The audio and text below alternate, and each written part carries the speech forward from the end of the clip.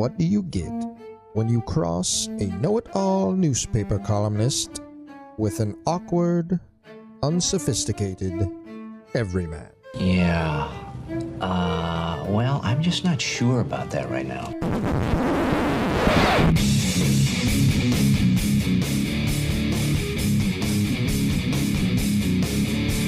Welcome to Couch and the Rube. Welcome to Couch and the Rube, presented by Pure Options, precision-crafted cannabis, where cannabis meets community, where quality cannabis meets community. If you haven't been to Pure Options yet, I'm telling you right now, you're heading into the weekend, you're looking for a chill weekend, you're looking to watch some basketball, some Tigers, maybe you got yard work to do that you don't want to think about, Pure Options is here for you. Go to pureoptions.com, check out the location nearest you. Chances are you're pretty dang close. If you're in the Lansing area, you are for sure. Mid-Michigan up in Mount Pleasant, a little north of here.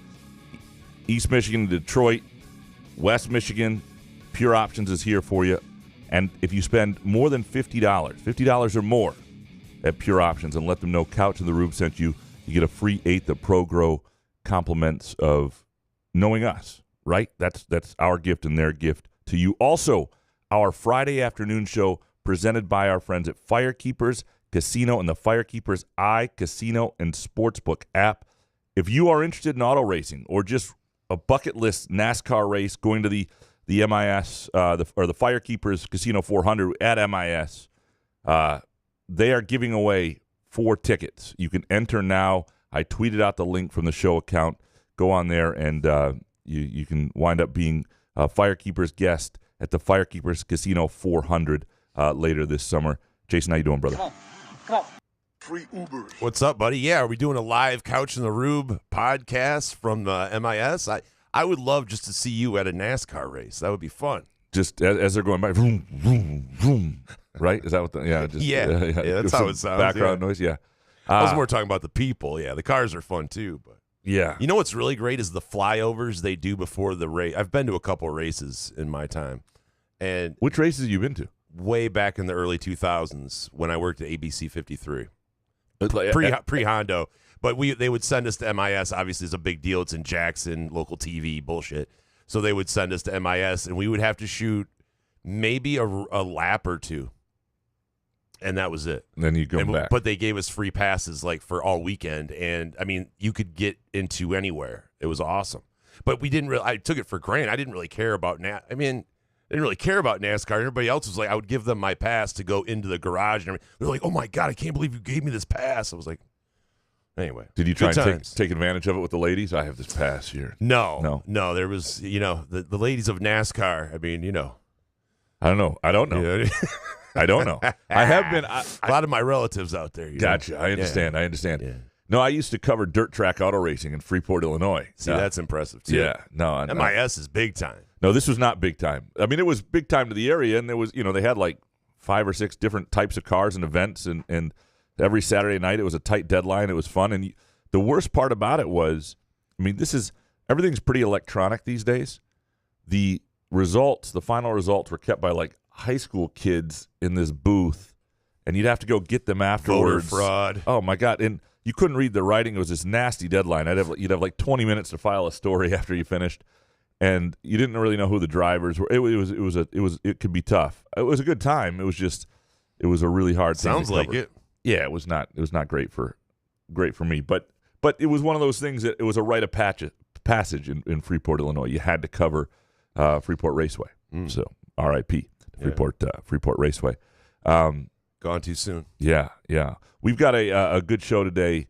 Your Groovy Donut Twitter questions, some outstanding stuff. I think it's going to be a fun conversation. I want to give a shout out to Chris Eastlick, who held off the rain enough last night. Well, I tell you what, you guys 69 on Twitter. Chris Eastlick, I don't think there's a bigger fan of yours than Chris Eastlick. He loves you. Well, you guys 69 boys all over the place on Twitter sometimes. You keep the rain off on a softball Thursday night, allowing me to hit a game-winning triple. Biggest hit I've had in years. It was Chris Eastlick, all the props in the world. Well done. Now we just got to walk off? What'd you do yesterday? Yeah, it was just we were down 8-6, and I had a bases clearing triple. and with 2 outs in the last inning. Was Elizabeth there? She was not. I would have struck out if she was there. It would have gone horrible. Now, when you get home, do you tell her about your accomplishment? Does she ask you about softball? I tried to call her on the way to the bar. I was so excited, and she did not pick up. So I texted her, and then we talked this morning because she was asleep when I got home. So that's now. How bad did you want to wake her up and tell her? Like, no, I know not to do that. Okay. I have no desire in this world that. to wake my wife up from a nap, from anything. No, that does not go well. You make marriage sound so much fun, man. If you want to go home and tell your wife, you're like, yeah. If you understand the guardrails, you know, so no. I You're totally good. understand where you're coming from. Yeah. It just makes me laugh. You had a defining career softball moment, and you can't share it. No, you can't. You can't. No, it's one of those hits. Call though. Scott Powers, you know. Well, yeah, I did Doesn't do that. hit the same.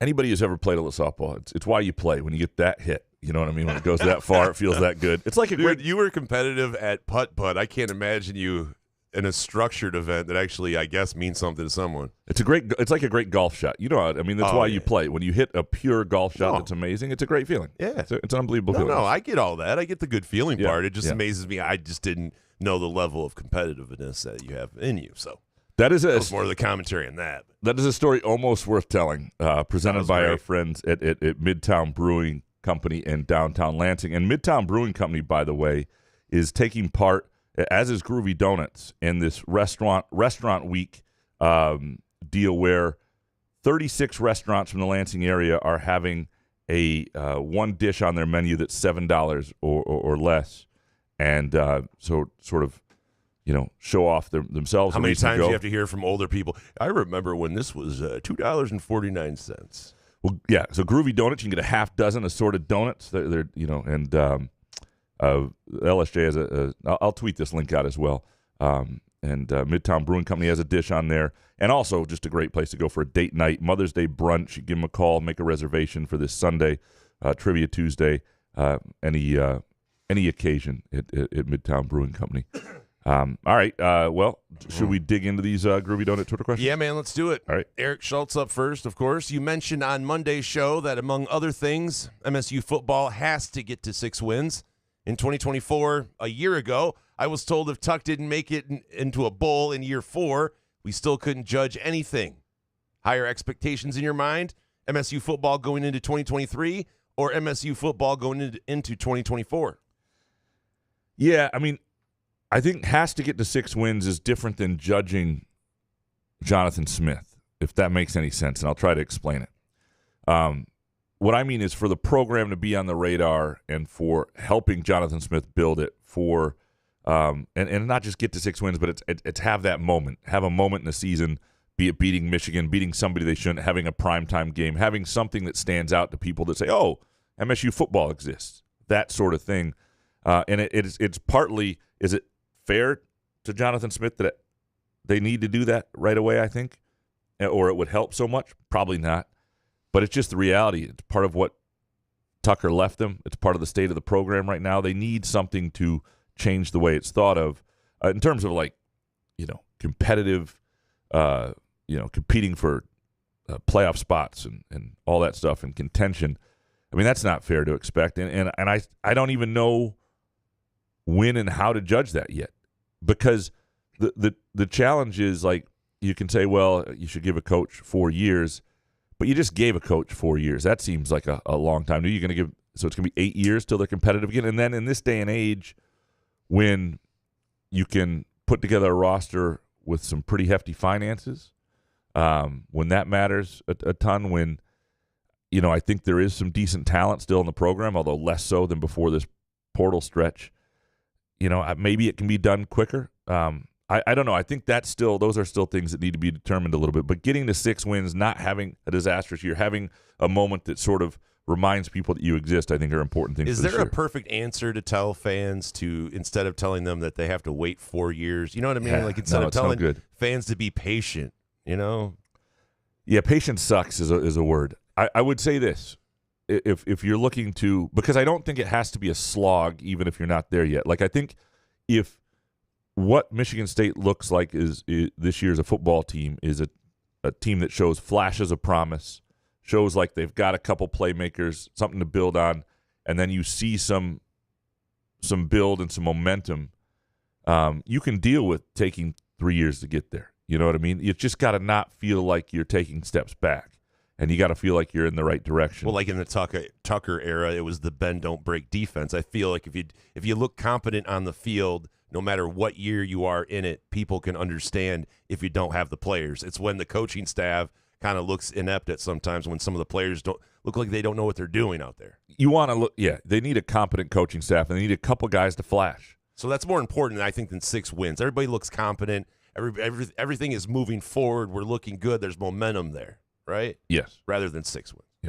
Sorry, I wanted to play that. We don't have enough time for all of that. I just had to play that. Next one from Eric. A few weeks ago when I critiqued Graham's top 50, Jason, in defending Couch, retorted that I should make my own. Well, I did. Sort of. Top 25 of the Izzo era, born in 92. If that's the only era I've watched, you cool if I send it to you? I welcome critiques, questions, etc. Absolutely, Eric. Send it, and we'll discuss this this Monday. And I want it to be known I defended Couch for once, apparently. Yeah. No, but I like here, though, is I like Eric's self-awareness. And he's born in 92, so his earliest memories are like probably, late Cleves era, winning national title, stuff like that. And so you don't try to – now, granted, when I did the top 50, I was trying to put guys who were in the 60s and 50s and played in the 30s Jumping in that Johnny list. Green, you had him too low, man. Yeah, all that stuff, and that's tricky. And I in my defense, I talked to a lot of people. Like, you spend some time on the phone with Ebling and the George Blahas, and you read history books about people, and then you're still not going to be perfect, because one of the problems is back then nobody could shoot, so everybody could rebound. I mean, I got short arms and I can't jump, but I would average like 10.5 rebounds a game in 1952 because nobody could hit a shot, and the rims were hard, and it was like, yeah, I don't know. How long's the Ebling phone call? Over, under hour? It wasn't as long. Jack has so much knowledge. I just feel like when you I was asking very specific questions. I'm trying to remember who. Did you have to call him at 4 a.m? No. I'm trying to remember who there was a third person. It was actually Mad Dog? 4. No, it was. But it was Blaha, Ebling, and Blaha was more in the football stuff that I leaned on him too. And there were like four different guys that you just, you go through it and you try to get a sense of the thing you can do best is, you try and get a sense of this guy versus this guy, because you try to whittle it down for them. What do you think here? Or this, and that, I don't know. I'd be like, Mr. Blaha, remember the Bad Boy Pistons?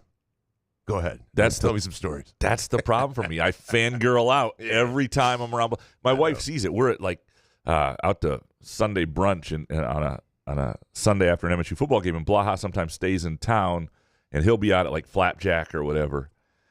And don't blow up his spot. Sorry. And my wife can see it. I'm like, exact coordinates. It's like Ron Banks or John Elway and George Blaha. It's like the Mount Rushmore of Couch. Dominic next. Graham, will you say complimentary things about Joe Mazzulla? I'm so conditioned to you praising utterly useless pieces of shit that just steal money, so please go off. I'll listen. Guessing this is gambling related on the Celtics losing to the Cavs. I think he's a game fan 2. too. Yeah, like I didn't realize Dominic was a fan. Celtics fan. I didn't know that. Yeah. Okay. I think it's a little bit of everything in there. Gambling, Celtics fan. Yeah, that's not great, but if I were to spin Joe Mazzulla. Hold on. Got to give the theme. Caution. You are about to enter the spin zone with noted newspaper columnist and radio host Graham Couch. All right. What do they have? 64 wins this year without having a top 5 guy in the NBA, and they don't. And that's one of the problems with Jason Tatum is he's just that tier below, but he's not one of the guys. So they've got good players. They've got a good roster. And they won 64 games this year, more games than they had won since 2008 when they won a title. And before that, you got to go back to 86, the great 86 Celtics. So without having Larry Bird, without having a complete team, without having an offensive team that is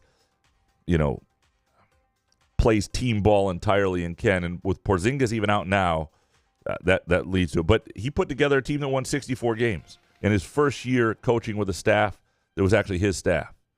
And it's not his fault that his predecessor, got fired for HR reasons. That definitely hurt the Celtics. Ime is a better coach than him. But I think he's done a decent job based on the record, based on what he has, based on the fact that Jason Tatum, as the kids would say, will never be him. Feel better, Dominic? Sorry, Dominic. Or worse, or whatever. Next one from Dominic. Netflix really edited out the booing of Kim Kardashian. What kind of white knight couch shit is this? You wouldn't feel bad for Kardashian getting booed, would you? She's got to know that she's going to get booed. Here's what I felt bad about. And I actually was listening to being white another podcast that they were bringing this up. Because this was, I couldn't figure. It's one thing to get booed for what you say. It's another thing just to get booed for being you. And that sucks. You know what I mean? That's tough. I think it's more of being like a billionaire just off of like a sex tape. Like, right. You don't really have much of anything else to offer than a gigantic ass and a porn tape. Like, I think that's what irks people. Fair. The Kardashian money that just, I mean, more power to them if people are going to give it to you. Shit, what are you going to do? But yeah. Dominic, I love it when you're done with the topic. Dominic, it's January 10th. MSU is 9-6, just lost at Iowa with our 5 combining for 6 points and a -32. What's Couch's take? Plus minus is an overrated stat. Do you want my plus minus takes on a groovy donut? Anything but criticizing Tom, Andrew, and Monica got you covered. Hey, don't put Andrew and Monica in this. Andrew and Monica would have... They would know how to get a 5. They would have a center. Yeah. They would have a center. Andrew and Monica would have a center because they would show up to the recruitment with a freaking box of groovy donuts, and it would be hard to turn down. All right? So, the Tom bashing, go ahead. Andrew and Monica, watch yourself here. And we said, would somebody please guard somebody? Plus minus is an overrated stat. Yeah, I can see myself. So January 10th, 9-6, just lost to Iowa, which has no NIL money and a shit roster. Mm-hmm. Center combines for center position 6 points, -32. Izzo's on the hot seat.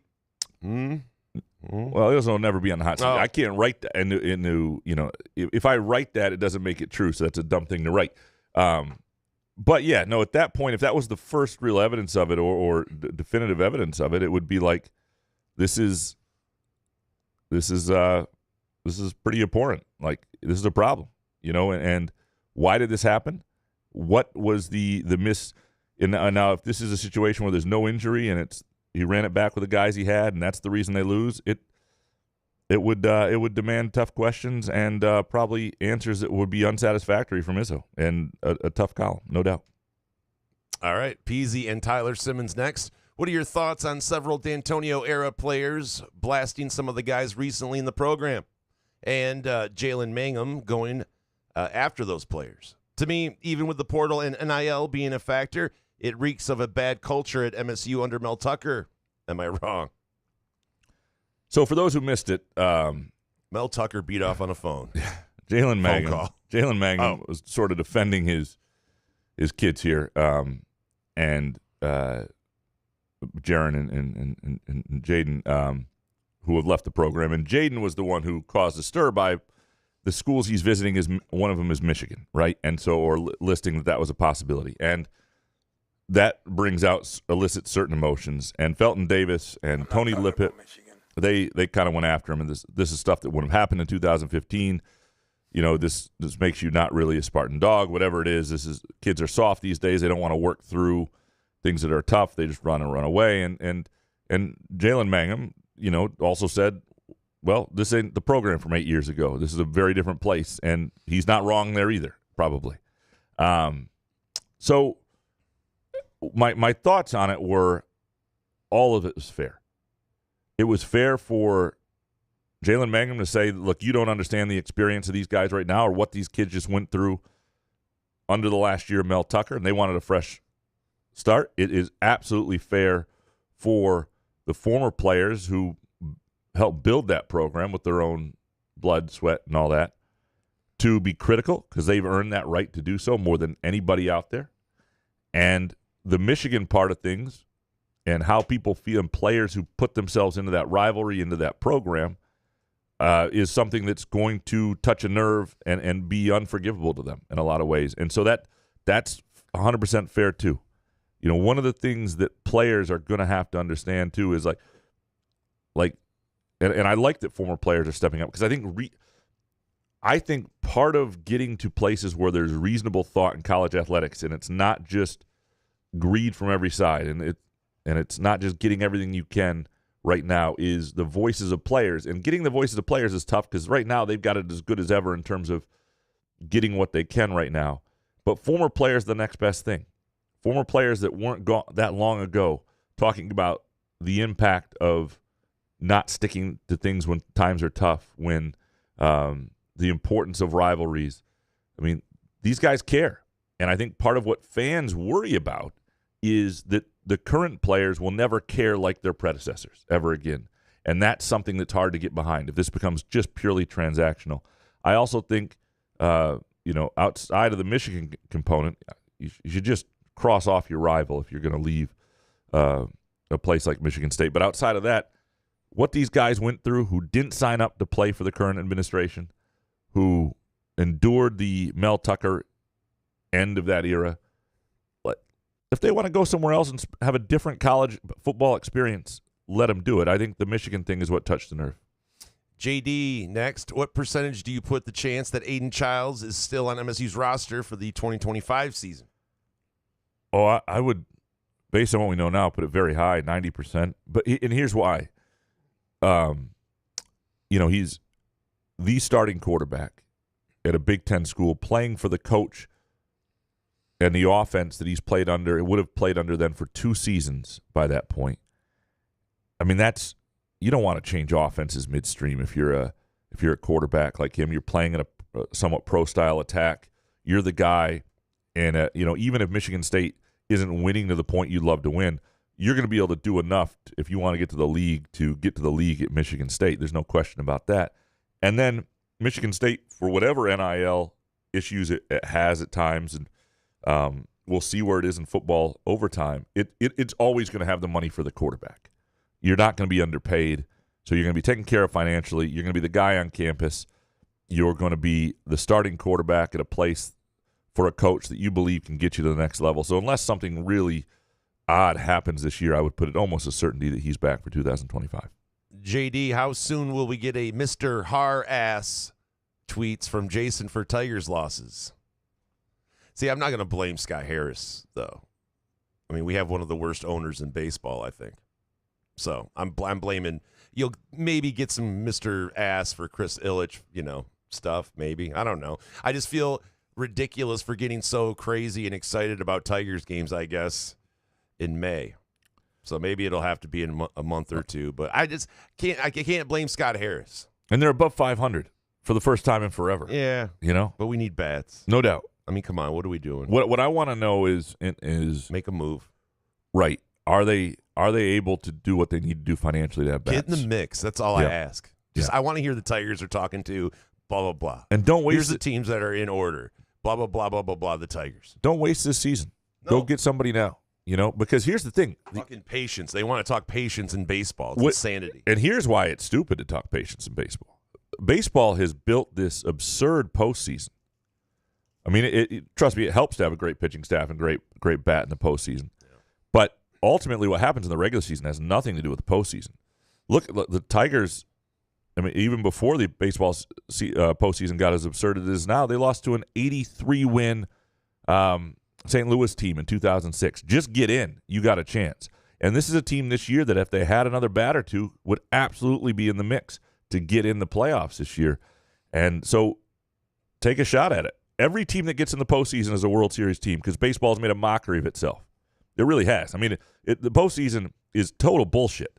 And it hasn't bothered me that much to this point because the Tigers haven't been around. But the Tigers ever get great, I'm going to be railing against it. Because to me, the postseason should try to mirror the regular season as much as you can so that if you're going to play 162 games, don't make that a waste of time where all these teams get in and there's not that much of an advantage. These should be 7-game series with 1 day off in the series. So you have to have depth of pitching, depth of everything. If anything short of that is not really a true world champion. But right now for the Tigers, when you've got flaws, just get your ass in because you got a chance because it's a bullshit postseason. Matt, you all right? Yeah, I'm good. Okay. Matt C., it's fair game to trash these players now since they are professional athletes, right? Good to see the former players call out disloyalty and stick up for MSU. Well, Matt, I know you're somebody who's always looking to trash everybody. Tell Matt C. Yeah. Go ahead, Matt. Rip their ass. I mean, here's the thing. It's not great to trash professional athletes unless it's really fair either. Hold on. Yeah. Let me say this. But what players need to understand, to Matt's point, trash might be the wrong word, but to be more critical and to be emotionally angry at these guys, what they have to understand is they may not like the passion coming at them, but that passion is the reason they're getting paid. If that passion goes away, if people become demoralized, if people become Jason Nick dead inside about college sports, there isn't no NIL, not at the levels they're getting it now. There is no money to make this all work. The passion that is getting turned on them right now, which can't feel great and sometimes gets over the top, the passion is what drives this whole damn thing. So if you're going to do things that irks the passion, that's part of the deal now.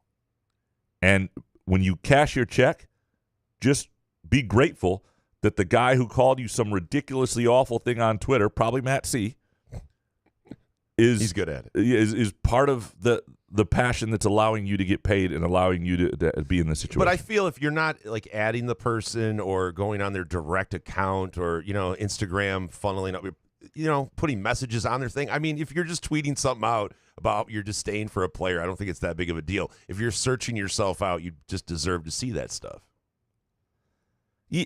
Yeah, and you know what I mean? Like, why are you on Twitter then? If everybody's bombing you and coming after you, what are you doing? Because most people who are 40 can't avoid checking out their own criticism. Okay. If you're 22, well, it's 21, on you, 20. Though. Yeah, no, absolutely. None of these guys should be on Twitter.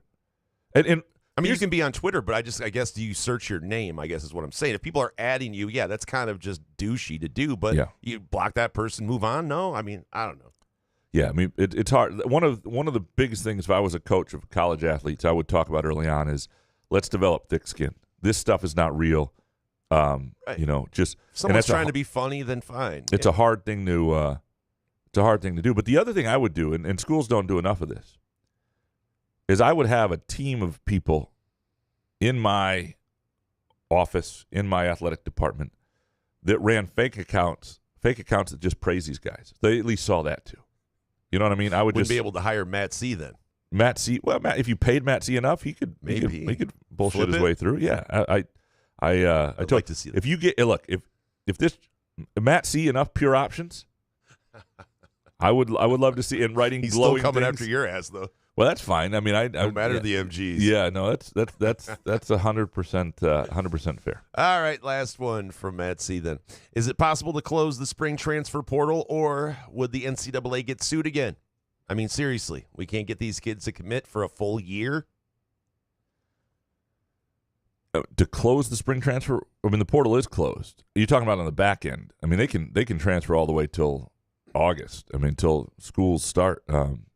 Yeah, I mean, they would get sued again. The NCAA can't do anything right now, and everything at this point is gonna have to be negotiated, or litigated in courts, or really but you by have to Congress. Explain to the players that it's going to work in your benefit if there are some rules, right? Because I think the players are like, "Fuck that! I don't want rules. I mean, it's great right now. I can do whatever I want." But I think it'll make more money for them long term if there are. But there is no long term when you have this short window. And that's the problem. The problem with any sort of players union and players organization is that it's just this tiny window that these kids who are about themselves largely, and even the ones that aren't. Boo Booey, there's some guys that have been there for 7 years. They could have been a lawyer or a doctor by now, and they could have defended themselves or whatever. Yeah, I mean, come on, it's a long road sometimes. This college game, yeah, especially if you're making bank. Why would you leave? Okay, let me ask the Rube who once took $43,000 in a duffel bag around his Jeep for 2 weeks, and then also ran a failed sports book. Sure. You think about yourself at 20 years old. If somebody said to you, hey, for the greater good, let's put some guardrails on things where you can't have complete autonomy and you might make less money, what would you say? Well, I wouldn't come at it that way, though. You want to just give the positives first and not talk about all the negatives, I guess. I mean, I don't know. I think that we come from a different era, so I definitely would want to be loyal to some sort of university for, like Batsy said, a year or 2 years or something. I just think if you're allowed to go wherever you want. I understand me at 20, but there's no way I would have gotten into college anyway. I was just a fucking idiot. I think some of these guys have their heads on straighter than others, I think. Well, look, in the athletic realm, a lot of the guys getting into college were in no better position than you. The standards to get into college as a I didn't have a jump shot really either. I'm just saying your athleticism hurt you too, but I'm just saying the academic profile of some of these kids is not necessarily college ready entirely. So you keep that in mind as well. Money bag next. Is it even possible to implement the culture and mentality the prime D'Antonio teams had in the current era of college football? Good luck. I think you got to try, though. Got to have some money behind it. You got to try. It's hard. And I think part of doing that is, really, really trying to kind of love the guys you got. And when guys leave, not putting them down, just move on. The people are here is what I think it's interesting. The Boise State coach came out with something this past week about they won't allow freshmen to collect NIL, which is bullshit and probably not legal and whatever, but is a program rule. And I do think that you could set a standard over time where you did not use NIL as a recruiting inducement as much. But over time, the guys who were in your program did really, really well. So in other words, and if guys understood that, eventually you'd be able to recruit to that. The problem is getting there. And I don't know if you could. And you got to try. You got to try and build with your guys, with guys you think want to be there. I think you got to keep recruiting freshmen and really build those classes. You're going to lose some of them in the portal because kids are impatient these days. But I also think if you're the coach who recruited somebody, they're more likely to be patient with you than with a new coach who didn't recruit them. Because one of the things is when you have a limited amount of time, if a new coach comes in and you're not at the top of the depth chart, it's like, I don't know if this guy even wants me here. I don't know if I'll ever get there. Whereas if you've got a relationship with a guy going back to high school and he comes in and it hasn't worked right away, you've got that relationship. You've got conversations where you can say, hey, keep working. You'll get there. Look at guys who this is paid off for. It may not work all the time. But I do think if you can get some stability in your coaching staff, you can be around for a while, you can get something. It may never be what it was, but it can be better than it is right now. Sam the Man up next. Given the current state of college athletics, would MSU athletics be better off deciding to devote most of its resources to one sport?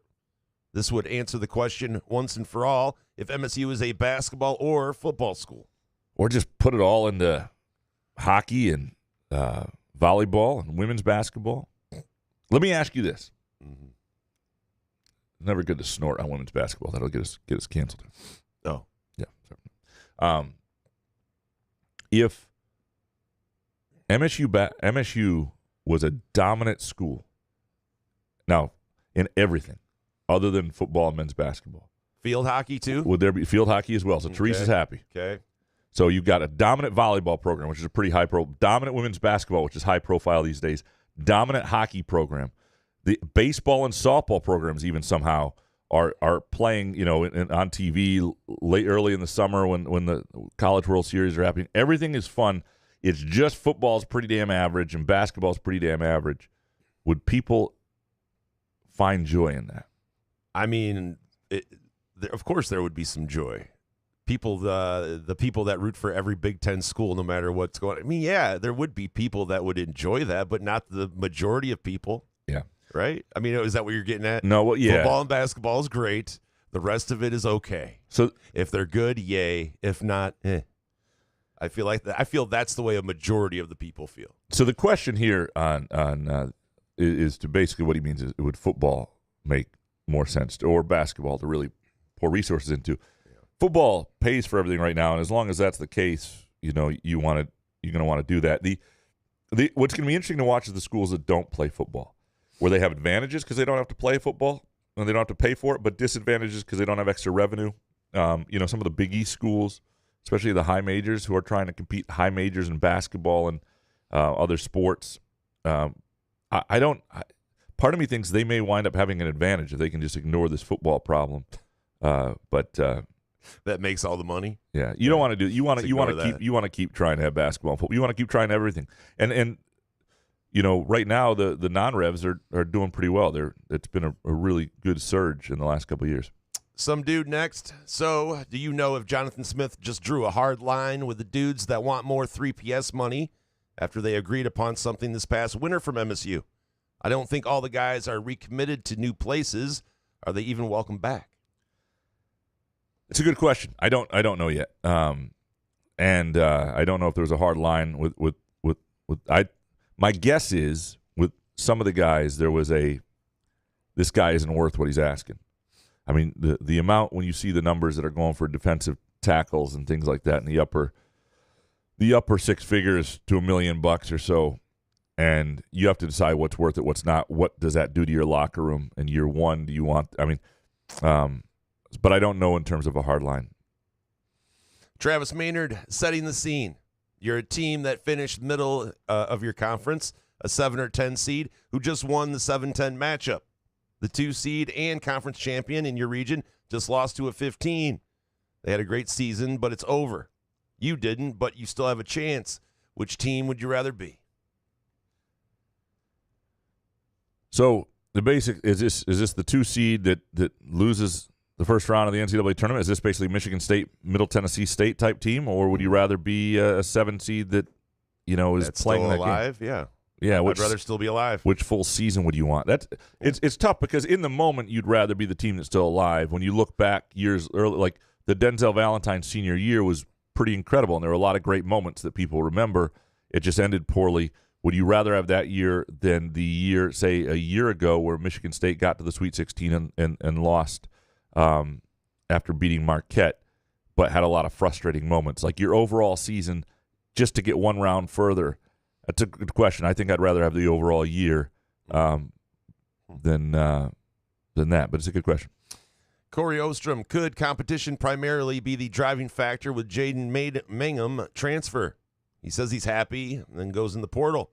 Dylan Tatum moved to safety and Malik Spencer getting NFL attention. I think he was being beat out. I don't know about that. I think his brother probably had something to do with it. My sense, and this tea leaves on this, are that his brother was not at the top of the depth chart and was not, so his brother was going elsewhere, and he decided to go elsewhere too. And I don't know in terms of how close those guys are, and if somebody felt disrespected there. I don't know the full circumstances, but he did. Jaden Mangum certainly, in talking with him in April, sounded like a guy who was all in, and something changed there, or he was just bullshitting me. One of the two. Corey Ostrom, who's the bigger asshole? Person with 3 carry-on bags on a flight, or back into parking space guy? But that means back into parking space guy like all the time. Like you can't even go to fucking Rite Aid or Groovy Donuts without always backing in. I still got to go with 3 carry-on bag guy, because if you don't know if the flight's packed, right? I mean, you travel more than me. I mean, most places won't even let you do 3 carry-ons. Like usually it's 1 carry-on and then a personal item that you put. I mean, usually it's 1 carry-on that you can put overhead. Dude, I travel. I know I'm the rube, but when I travel, I'm straight edge. Besides the weed thing, but like other than that, I'm on the flight on the right time, sitting straight up. I do never put my seat back. I don't F around. The back into the parking space guy is only really like there are certain times that make sense. You're going in a parking garage to a concert where everybody's getting out at once. Yes. You're saving time on the other end because you're not going to have to back out, and it's going to be easier. Mm-hmm. If you're in a busy and if nobody's in the parking lot and you want to back in or pull through, whatever, nobody cares. But if you're delaying the process for everybody else, that's ass. Yeah. But the 3 carry-on bags, I mean, especially if it's a full flight, that's bullshit. Now I do understand sometimes, like when I go to an event and take the mobile radio studio or podcast studio that they give me here at Spotlight to go to. Is that the technical term? I don't know. Oh. Whatever the kit is they give me. It's a really nice kit, and it's got a very protective case, but I do not trust it checked. I don't want that bag checked.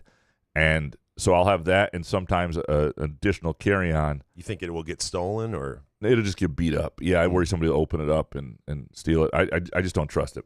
And so I sweet talk the flight attendant and try and put it in one of those like first class areas. It's not that big. It goes above too, but slip him a 5.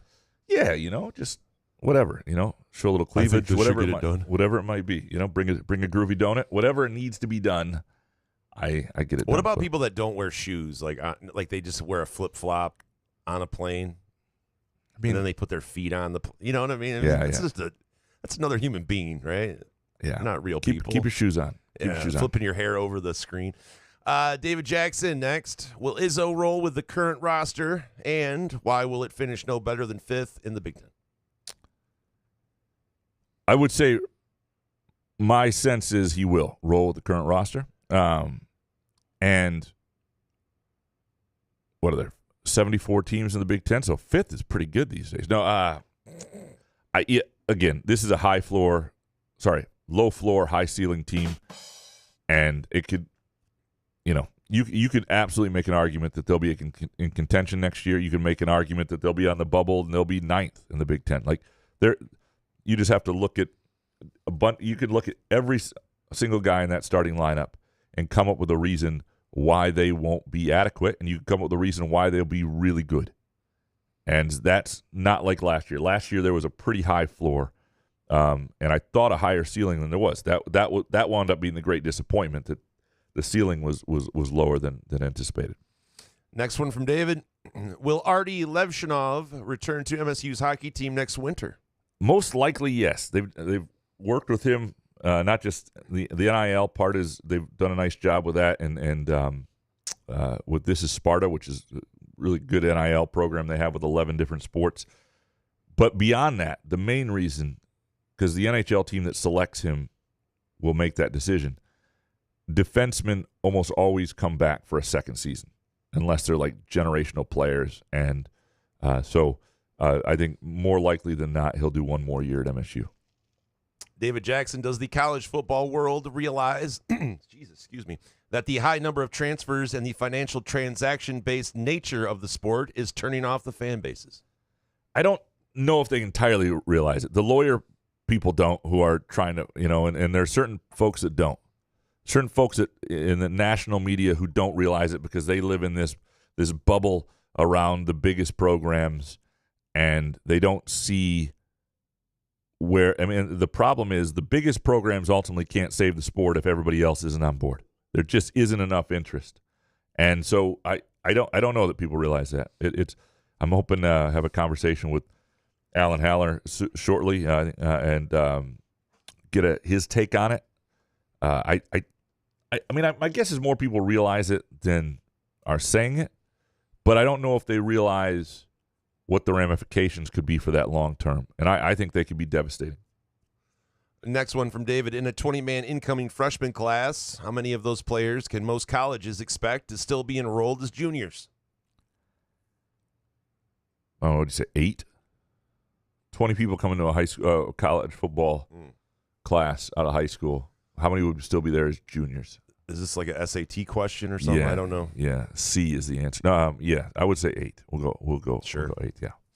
Jumping kitten kisses next. Which one will have the biggest impact on their team next season? Jim Harbaugh leaving Michigan, Jonathan Smith at MSU, or Ben Johnson stays with the Lions? What do you think? Boy, will have the biggest impact. I think Harbaugh leaving Michigan. Yeah. I think Sharon Moore, I just don't, because what? 3 games, he went 3-0, or how many games, 4-0, or whatever, on autopilot. I think everybody's just going, we won a national championship, Michigan fans that is, we won a national championship, so who gives a shit what happens? Hire Sharon Moore. Yeah. So I would have to go with Michigan. Yeah, Harbaugh was a pretty good and also stabilizing force. Dude, those guys fucking loved Harbaugh. Yeah. They were crying, and now your guy that was crying is your head coach. And I don't know how excited I would be if Jonathan Smith was fucking bawling his eyes out because, he filled in for a coach. You know what I mean? There's no wrong answer here, because you could argue Jonathan Smith coming in after what happened at MSU last year could have a massive impact. Ben Johnson certainly could be vitally important to the Lions. And I think every Lions fan is thrilled that he's back. I've been told by smart Lions fans that it's mostly Dan Campbell that's behind this offensive juggernaut thing, and that if you get rid of Ben Johnson, the mentality stays the same. Next guy up. So, who's the smart Lions? Just fan? Smart Lions fans. Just smart. That's who they are. Fans of my life. Yeah. Okay. All right. Well, there you go. All of them. Jay Riemenschneider next. Are there any stadiums that show live action of their game on the big screen or broadcast the radio play-by-play? because some of those seats in the upper deck jerk guy section have some pretty lousy views. Yeah, but then why go if you're up in a nosebleed section watching the game on the TV? I mean, that's why I don't know why those tickets sell. Yeah, I have no desire to ever be in an upper deck. Never. I would much rather be at home with a box of Groovy Donuts. With upper deck jerk guy. Yeah, hanging out with upper deck jerk guy. And Hans Jurgen. I'm going to make a point. Yeah. Yeah, no, I don't. I have no. I mean, and I sit high at football. Football is different because there are certain sports where there are portions of the upper deck that are great. Like there is an element of football, as long as the elements aren't horrible, where you get to see the whole thing unfold, and upper deck could be okay. Hockey, I have friends who upper deck behind the goals. They think is fantastic to like watch the way, everything comes down ice at you and the formations and everything. Basketball, I have zero desire to be too high. Like, yeah, lousy seats. I don't understand it. I would rather be at home. It has to be because you want to say you were there, right? There are probably events where to be in the building is worth it. That high.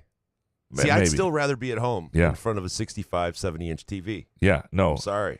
No, if that's your thing, man, more power to you. Tell me to go fuck off. But yeah, and to the question, are there games where you never see the game live? I don't think on the big screen. You see replays all the time. They don't do the radio. I mean, there are places where I think you can plug in and listen now.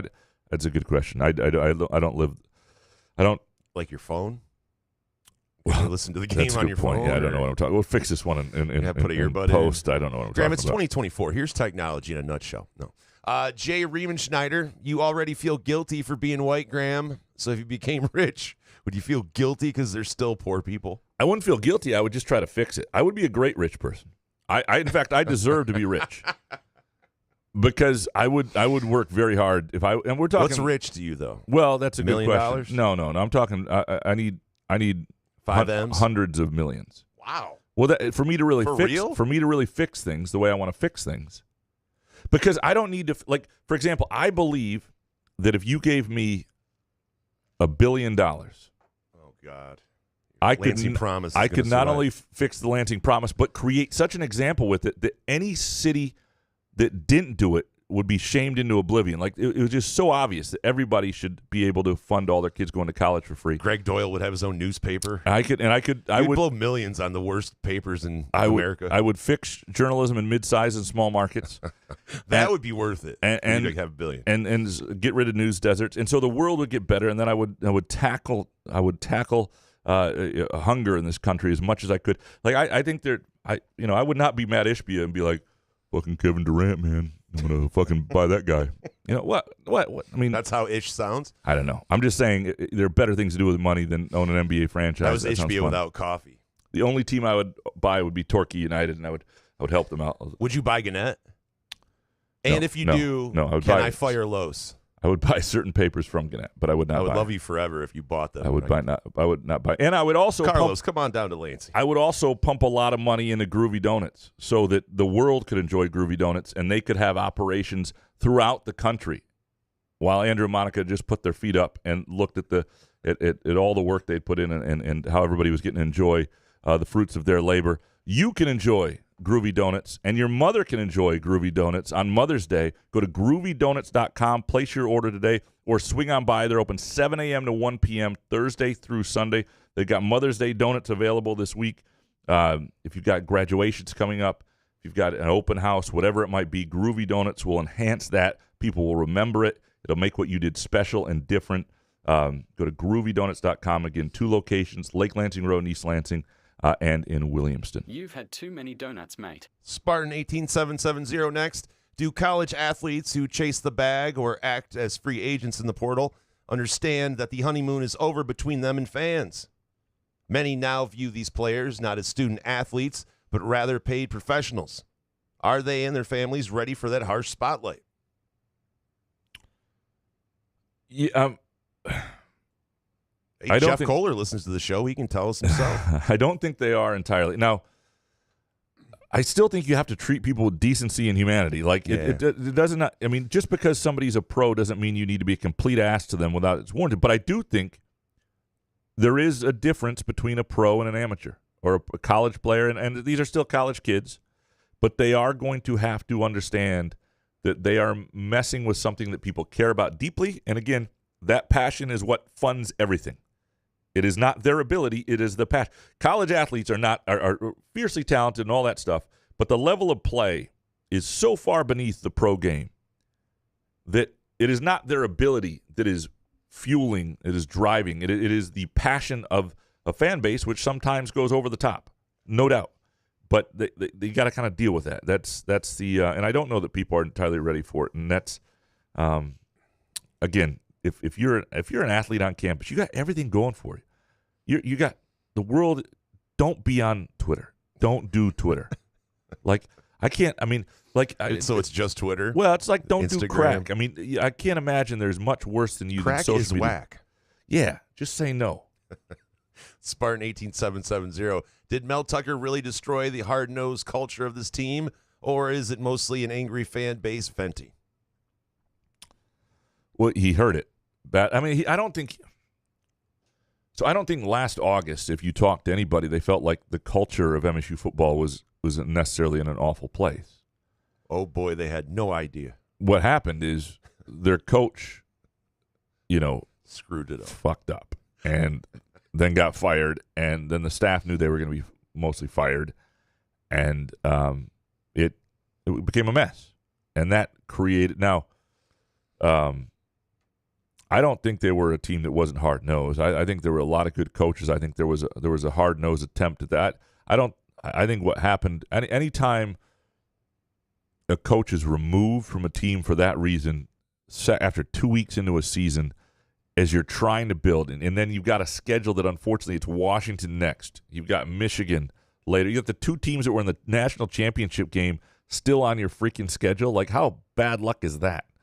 And I don't know how much the culture was destroyed before Tucker got taken out. Spartan, first schools use NIL to pay college kids, then they allowed these athletes to transfer as much as they want. Now we hear that they are planning on cutting the number of players on a college football roster. Is this some sick conspiracy by the soccer world to ruin college football? I don't understand the idea of limiting walk-ons and cutting roster sizes. I mean, I guess financially they're trying to do something. I don't really understand what's going on here with that. There's so many weird decisions. But, the good news is this. What's coming down the pike is coming down the pike. Like, there is going to be resolution to this system. NIL will exist, but it may not be the primary funder. And there will be a lot of pain in athletic departments, but all that stuff's happening within the next 2 years, all of it. Like, if we're still doing this show in 2 years. Whoa. Jesus, really? If we're still doing this show within 2 years, we'll be talking about a very different How many episodes setup. is that? We'll be over 1,000, like quite a bit. By then, or will you still be like, oh, well, it's not accurate? We'll be legitimately well over 1,000 at that I missed point. 20 shows. Yeah. It wasn't How even much your I was fault. drinking back then. I still think it was Alex Oh, it's got to Heward. be my fault. Yeah, let's blame Alex. I'm blaming That's Alex. right. Yep, Yeah. yep. You're right. Alex Heward's fault. Sparty in GL next. It is not right that the players go through spring practice and then hit the portal. The coaches work with them and then get nothing back. They get reps that real players should get. Chemistry is not built among the first stringers. Why not open and close the portal before spring practice? Couple things here. One, this doesn't work because spring practice allows guys to understand where they fit in the long, in the program. Are they a starter? Do they get along with the coach? It's a natural time after spring practice to allow guys to move. Plus, it's in the middle of a semester before spring practice. That doesn't make any sense. And the other thing is, in Michigan State's situation, a lot of guys who decided to stay on, they stayed on blind faith. Okay, let's give this guy a shot. And then they get to see where they stand, how it fits. I mean, it's only right at the end of spring ball that it's reopened. I know it's not ideal because the way it's working now, guys are waiting late and they jump into the portal to see what they can get financially, which a lot of people in this world would do if they had that opportunity. But it's not ideal. It kind of sucks for some of the reps that are wasted, but it's also understandable, and it's hard to fix. Kurt Wisniewski next. What MSU football Spartan will make the biggest impact this year other than Aiden Chiles? Jonathan Jonathan Smith. Well, the coaching staff. Yeah. That's a good question. I think it's going to be somebody that doesn't have kind of the sexiest name. I think it's going to be somebody like Montori Foster, who's going to have a real good year. And that's a sexy name, though. Montori? Montori is a good name. Pretty good. It's a really good name. If you're talking sexy, man. Yeah. All right. Kurt Wisniewski. Also, will you make this pod about 2 hours and 17 minutes? Running the Amway Riverbank 25K on Saturday, and your dulcet tones keep my running pace. We'll do our best. If we Amway's still a thing? They still have Amway? I thought that was like where they rip people off. Come on, Kurt, run. Run faster. The problem, I would say, Kurt, I don't think this is going to get to 217. The other thing is, thirsty? Once we cross the 2 hour threshold, as a listener pointed out last week, we are not the same podcast. And I don't think that would help you. How are your thighs? Are you staying hydrated?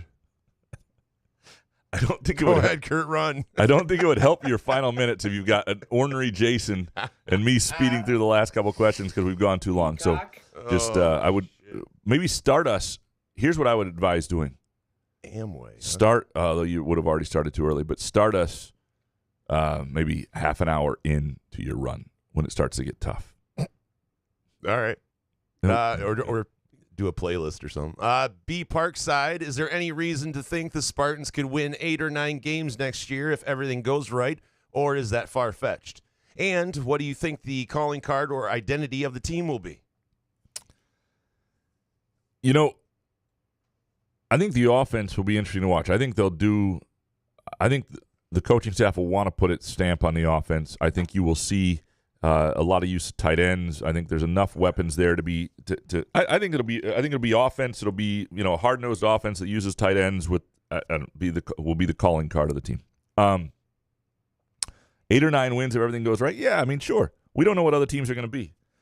It would take, and that would be the ideal situation in a lot of ways, because likely if you get to 8 or 9 wins, that moment that I talked about earlier with Eric's question and earlier shows where you kind of get back on the radar and people think, oh, that program's headed in the right direction. That's happened if you get to 8 or 9 wins. And obviously we just don't know. I mean, there's so much state of flux in college athletics that we don't even have a sense of a lot of these teams. We really don't. Like, if somebody asked you to name 6 guys on Minnesota's roster right now, could you do it? Probably not. I can't do it. And so how do we really know what they are as a program? All right, varsity Which, by the way, I don't think Michigan State plays Minnesota next year, but maybe they do. Hold on, give me some Hoff. All right, got you. Well. Come on.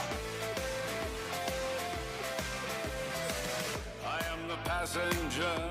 Absolutely. I mean, fucking everybody masturbates. They do not play Minnesota. But I would say the same thing about, like, Illinois. Who knows what's on Illinois' roster, and that's a road game in November. Like, what, how good is that team? How good is Maryland in September on the road? I mean, it's a good question. Varsity softball dad, with the college football playoff taking some bowl games, does this mean that there will be 6 less Fleabag bowls for the MAC and CUSA to play in? What happens to the lesser bowls now? It'll be interesting to see as the college football playoff expands what happens with the bowls. I think the bowls will become things that are the NIT. Yeah, NIL will be there to start incentivizing players to play. I think there will still be some fun bowl games because we watch them. The ratings are still huge. People still watch them. People gamble on them. It's harder to do. I don't know. Do you bet on the lower tier ones? I mean, yeah, if you do one of those, the bowl pools, right, where certain bowls mean more points or something like that, that's the only way you care about those. I don't know. Do you really still flipping on the game even after all the football's already done and now you're watching some shit dick bowl game? I don't know. You know what I want? I want the Pure Options Bowl played in the Superior Dome in Marquette.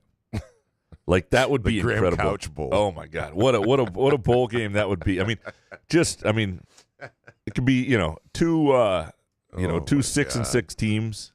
Just duking it out in Marquette where everybody's absolutely stoned out of their mind. Good Lord. We need to get a Pure Options in Marquette. We'll talk to them about that. That would be absolutely outstanding.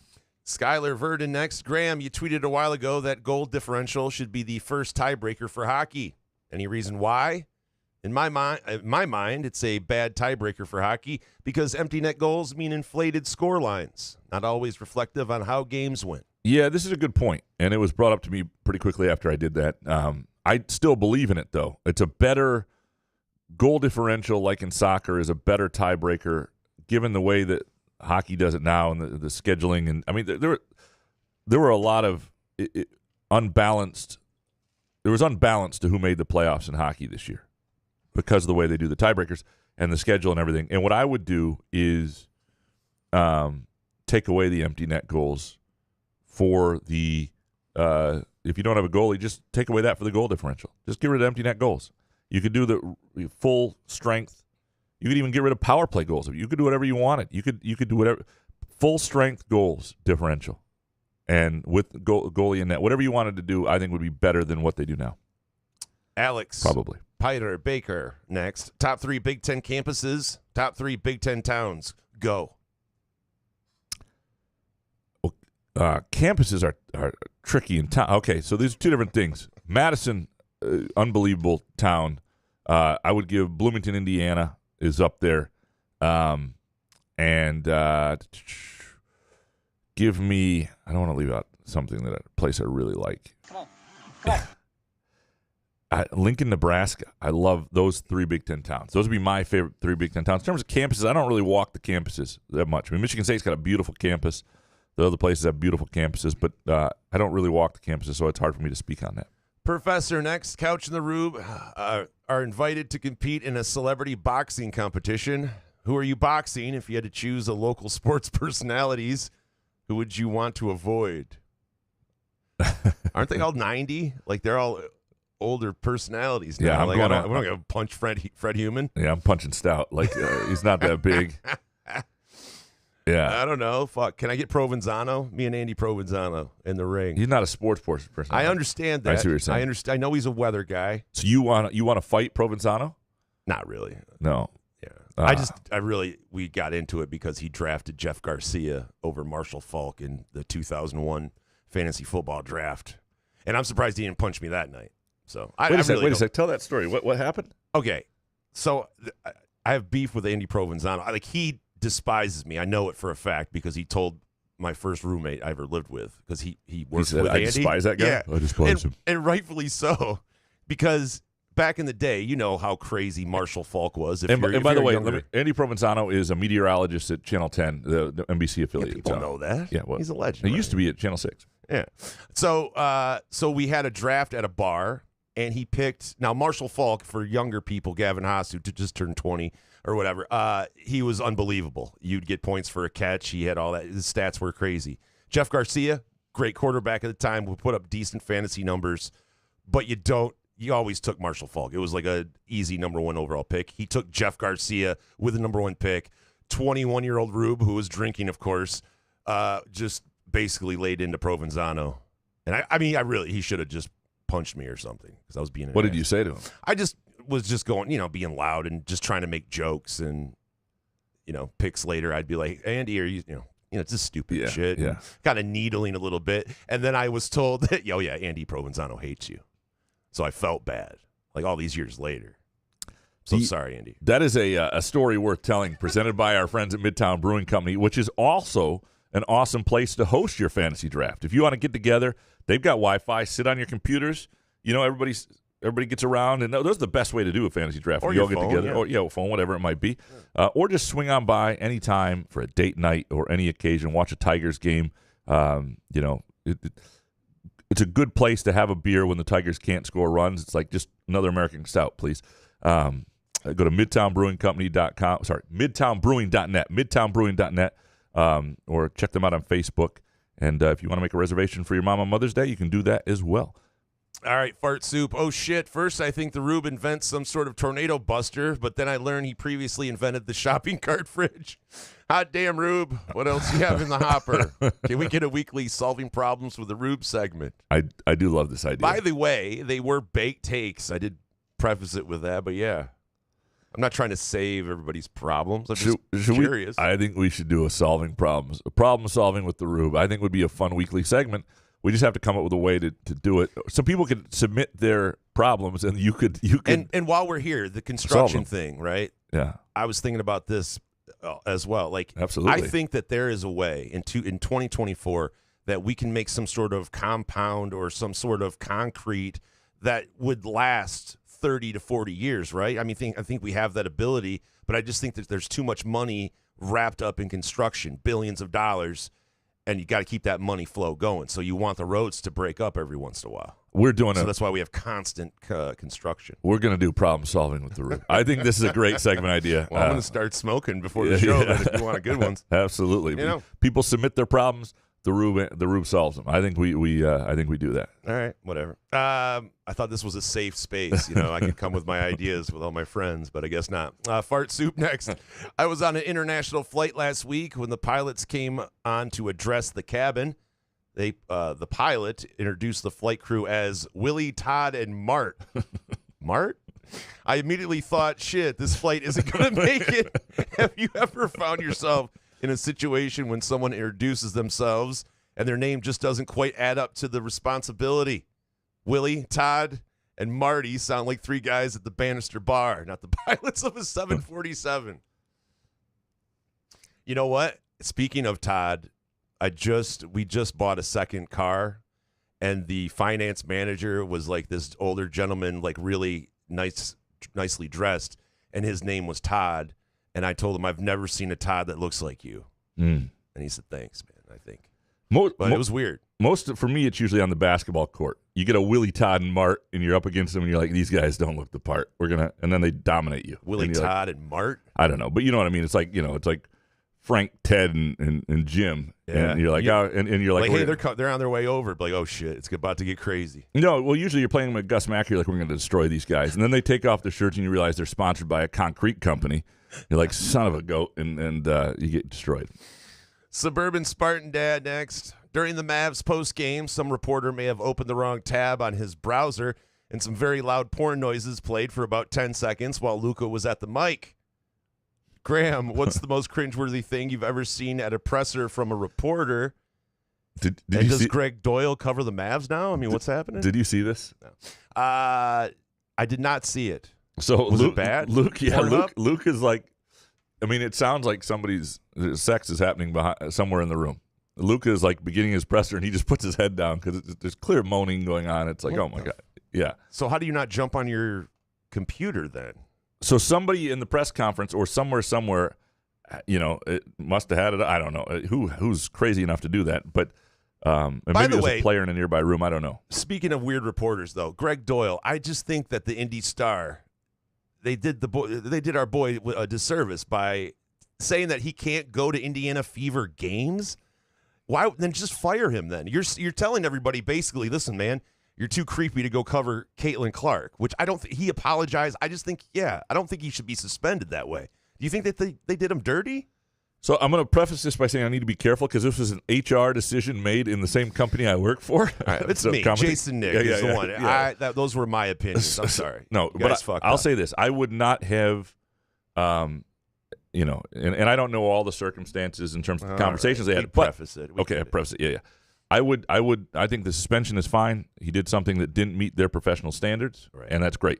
I think you just make it more weird by not allowing him to go to games. Thank you. And to me, you want him back doing normal reporter columnist things as quickly as possible so the story moves on. Because once he's back there regularly, once he does, he covers like 3-4 games, nobody's talking about that. You want him to develop a normal relationship with the team and with Caitlin Clark and all that stuff. So I would have played it differently. There's no question about that. You're telling your readers that, listen, we don't trust this guy to go to the game. So don't worry, he's going to be sitting at home watching them. Yeah. Like, what the fuck? The fucking newspapers, man. In terms of most cringeworthy I've ever seen from, there have been some questions that are cringeworthy. Usually it's stuff from like Hondo fan media stuff that's just really like, Coach, you're the greatest. I love you, but I want to ask about this. It's like, fuck, this is embarrassing. Coach, I was on the phone with Paul Davis yesterday, and he was literally in tears. There's been some Hondo cringe. There's that's doubt. My favorite of all time. No doubt about it. There's I asked Paul Davis about that, and he's like, I don't even know who that is. Didn't know who Hondo was? I don't know. I showed him a picture. He would have. The Paul Davis Graham Couch Show, that would put people straight into sleep in like 35 seconds. I've been not around. because of boredom, just your voices. And the boredom would kick in at like 5 minutes. Yeah, I've been around a few. It's usually really, really kiss-ass questions from a presser or really national fan-driven reporters. Sometimes it's local. I know you don't Sometimes like it's, them. sometimes TV people. Yeah, sometimes it varies. It's all depends on the. I'm trying to think of one that has just been one of those moments you go, oh God, I don't want to be in the room with this person. Apparently, they are doing a reboot of The Office that's based in the newsroom of a dying Midwestern newspaper. Which character from The Office is most representative of Graham? Probably Kevin, right? Is that true? That's the new. Yeah, it's gonna be sweet. Oh my God, yeah, it's gonna be sweet. I'm looking forward. How to rock hard are you right now? Oh, very. Yep. Oh my God, I am erect. Yep. What is it? What streaming service? So we know if they ruin it or not. Netflix or Peacock, one of the two, I would guess. I don't know. That's a good question. Who's doing it? It must be Peacock, right? Because it's an NBC deal. Peacock? Yeah. Well, it has to be. Big John Hogg next. How is Jake Boss still employed? Have a mediocre baseball team year after year is inexcusable. They look like they're going to make the Big Ten tournament, and and they're about 500 after a rough start. I think in the Big Ten tournament, only the top 8 go, and I think he's. And who are you going to get? I think he's safe, and I feel good for him because, look, do I think they could go out and get somebody who energize that program? Probably. Really? But there are so many limitations long term there, and it's where they play, it's location in terms of up north, the field in a floodplain. It is not easy, and I think there's some recruiting limitations in terms of like number of Michigan guys versus outside. I mean, it is, and then you also have a sport that I don't know if it's going to exist at the college level with scholarships in 3-4 years. I don't. College baseball, you want to talk about something on the chopping block up north when push comes to shove with all these, colleges having to spend 20, 30 more million on student athletes and make decisions on what they cut and what they don't. College baseball in the north, I wouldn't make any moves right now. I would just, I would let things be, and I think they've done a nice job this year. Not everything can be this unbelievable program, especially if you don't put the right resources. You give them a dome, you move it on campus to a place that doesn't flood every 2 years. You really, really want to. I mean, they should never have built that stadium right there, and to redo it was a total waste of money and waste of fucking time. I think Jake Boss represents the school well. I think he's the last couple of years, won enough to based on what the school puts into it, to not embarrass them. But you could go find someone better, is what you're saying.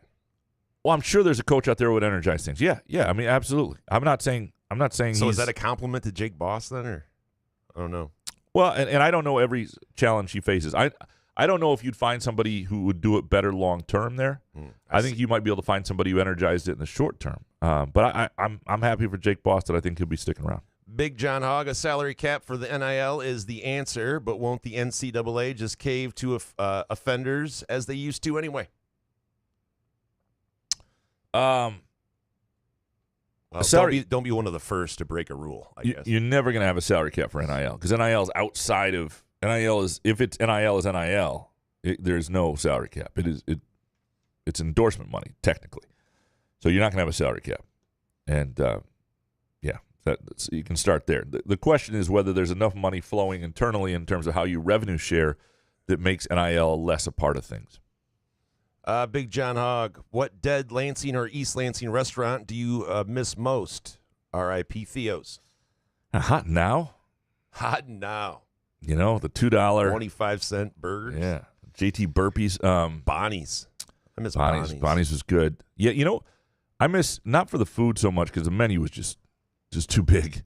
Clara's with the train station. It was a good place to I don't know. I miss Clara. When have you ever complained about a menu being too big? Right. No, I didn't. You know exactly what you want there. Yeah, I hear other people complain about it. No, but the problem with Clara's was they did too many things, and so they didn't do enough things great. You know what I mean? There's a balance. You can have, I'll give you, Midtown Brewing Company, Front 43. Midtown Brewing Company has a good menu, not too big, not too small. They know exactly what they want to do well. They introduce new things once in a while. It's fantastic. Front 43 and Casket Company, bigger menu.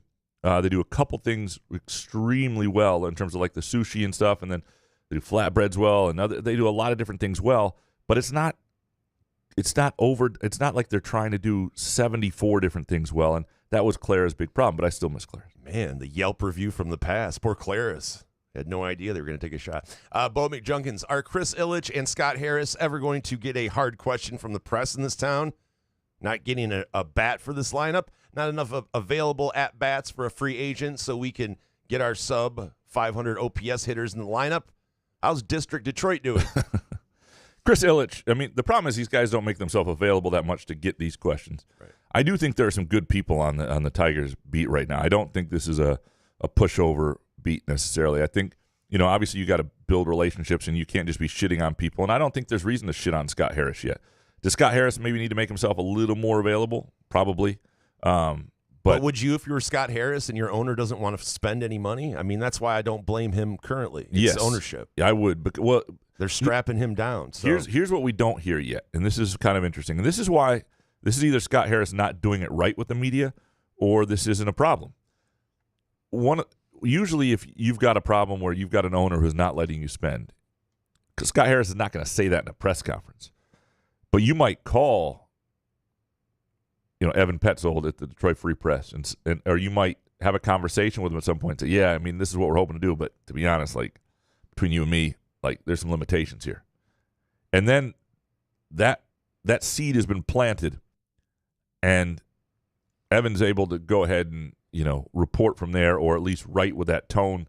And you haven't seen a lot of that yet, which leads me to believe one thing, Scott Harris is not doing it right in terms of media relationships, or it's Ilitch hasn't gotten in his way. And this offseason to me will be the truest test, right?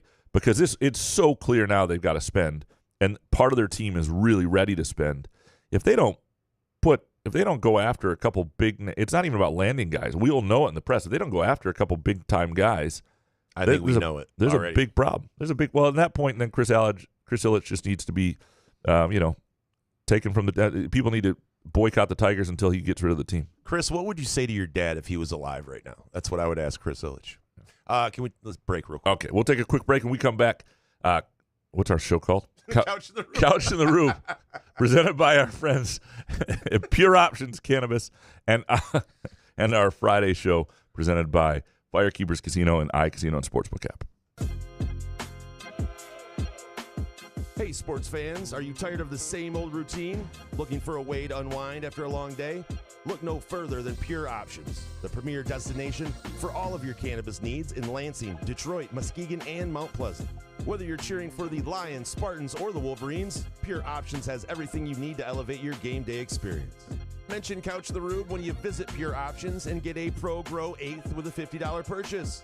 It's our way of saying thank you for being a loyal listener. Swing by Pure Options today and elevate your cannabis experience to a whole new level. Firekeepers Online Casino and Sportsbook is the site to play from your phone, tablet, or laptop. Get in on all the football action with pre- and in-game wagering. There's showdowns every week in football that you can't miss. Plus, the college and pro hoops are red hot, and the pucks are cool. Get your first casino deposit and sports wager matched up to $500 each. Terms and conditions apply. Must be 21 or older and located in Michigan. Gambling problem? Call the Michigan Problem Gambling Helpline at 1-800-270-7117. Where else can you cheer on your team, enjoy a mouth-watering burger or savory sushi, sip on handcrafted cocktails, or one of 46 beers on tap? Take your game day or date night to Cask & Company Kitchen Bar or Front 43 Neighborhood Pub near Frandor. Two amazing places with one awesome blended modern American Asian menu. Catch the game on one of 30 60-inch TVs or stop in for the all-you-can-eat lunch buffet. Enjoy happy hour or elevate your night out at Cask & Company or Front 43 on East Saginaw in Lansing. Ever wonder how comfortable you can be and how good you can look? Put on a Muskox flannel and find out. Muskox has new arrivals for this fall, including the Caper Green Grand Flannel, which even makes couch look good. Muskox is a Detroit-based flannel company that creates soft and durable flannels made to last a lifetime. They become a great partner with Couch in the Rube, not just because they make us look good and feel good, but because they're good people too, and a socially conscious company. For every $100 purchase, $10 is donated to the Alaska Wildlife Conservation.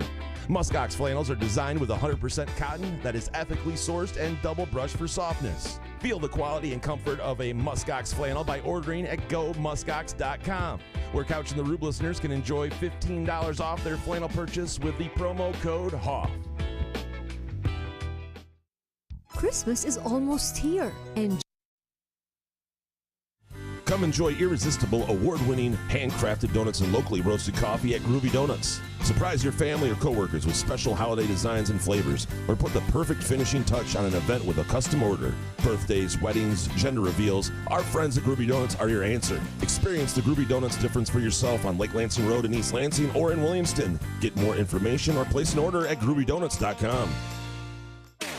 Find Couch and the Rube podcasts on Spreaker, iTunes, iHeartRadio, Spotify, YouTube, Facebook, Google Podcasts, CastBox, and the Rube's favorite podcast addict.